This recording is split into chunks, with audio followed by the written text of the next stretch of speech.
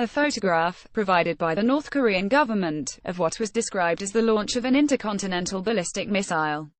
Korean Central News Agency Seoul, South Korea. A few years ago, when I was a reporter working in Pyongyang, North Korea's capital, I went to visit a kindergarten. While I was there, I picked up a children's book called A Hedgehog Defeats the Tiger. It was a tale, a North Korean told me, about a feisty little hedgehog that bests a much larger and fiendishly ravenous tiger using the only weapons at its disposal, the small but sharp quills on its back. The tiny but clever hedgehog pounces on the big nose of the blundering tiger, blinding him into submission. "Do you know who the tiger is?" the North Korean asked me, an American, with a slight smirk.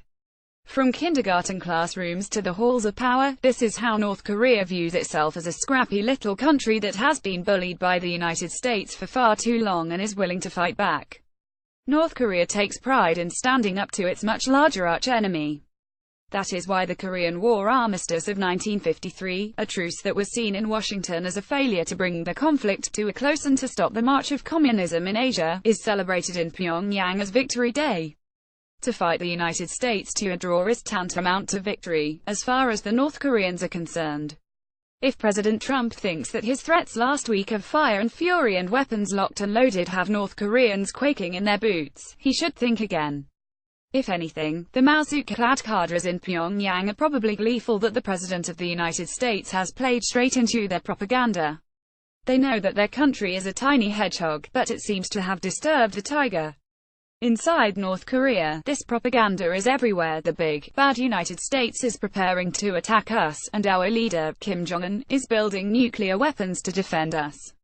With his threats, Mr. Trump has given Mr. Kim exactly the justification he needs to keep his nuclear and missile programs going, even as his countrymen go hungry. From the time they are toddlers, North Koreans are raised to see the United States as their enemy. At that same kindergarten, there were 2 rooms devoted to teaching children to hate Americans.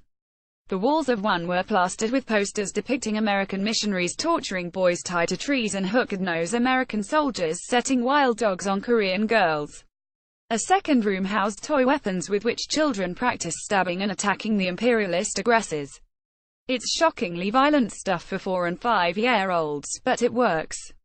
A few years ago, Mr. Kim poured millions of dollars into a museum in the farming town of Sinchon that serves as a mecca of anti-Americanism, a house of horrors with room after room cataloging, in full, bloody, life-size detail, the largely unsubstantiated war crimes pinned on the Americans.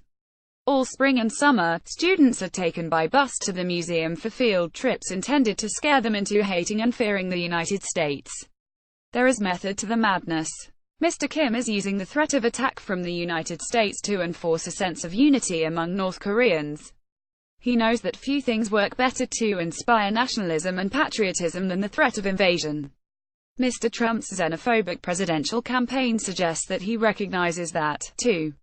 This propaganda is especially effective with Koreans, whose cultural identity has been shaped by thousands of years of aggression from outside forces: the Chinese, the Mongols, the Japanese, the Americans. That's why Korea became known as the Hermit Kingdom. For centuries, long before the Korean peninsula was divided, guarding against foreign infiltration was a national creed. Now in his mid-30s, Mr. Kim inherited in 2011 the leadership of a people who didn't know anything about him until 3 years before he took power, and perhaps were disgruntled by another hereditary succession. To maintain power and promote stability, Mr. Kim and his strategists have worked to obtain the modern equivalent of a hedgehog's quills, nuclear weapons, and the simple narrative that with this treasured sword, and the clever wits of his atomic scientists, Mr. Kim will protect his country from imminent destruction by the marauding United States. The regime has used this narrative to justify pouring more than a fifth of its meager national budget into defense at a time when millions of North Koreans go hungry every day, according to the World Food Programme. The leadership also uses this David versus Goliath narrative to explain to North Koreans why they must suffer ever-tightening sanctions that, if enforced, will make their already difficult lives even more onerous. Mr. Trump's fiery rhetoric mainly serves to advance Kim Jong-un's agenda by giving him more reason and justification to build nuclear weapons under the guise of protecting his people. This is not to say the North Koreans weren't thrown off by Mr. Trump's comments. No previous American president since Harry Truman has returned rhetorical fire with fire quite so enthusiastically, not even George W. Bush when he grouped North Korea in with the axis of evil in his 2002 State of the Union speech. And the North Koreans know they would quickly be overwhelmed in a conflict with the United States, which has stationed powerful weaponry in the Pacific and conducted sporadic flyovers of B-52s and B-1 bombers to remind and warn them. But with nuclear weapons, they feel somewhat invincible. North Korea responded to Mr. Trump's recent threats with a warning that it was devising a plan to fire missiles into waters near Guam, a United States territory with 2 military bases and 160,000 residents. Whether or not it follows through on that threat, the North will keep test-firing missiles, improving the technology with every launching. The savvy move by Washington would be to find a face-saving way to back down from the escalating rhetoric and to stop giving Kim Jong-un what he wants: propaganda victories and a justification to keep building bombs and missiles. But perhaps Mr. Trump is taking a page out of Mr. Kim's playbook. He's drumming up fear and provoking America's enemies in order to distract from his own problems and establish his reputation as a leader who can defend his people, even if it comes at a cost to global peace and security.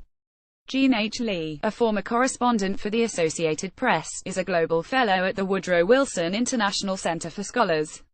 A version of this op appears in print on August 13, 2017, on page State Route 1 of the New York edition with the headline "What Kim Jong-un Wants."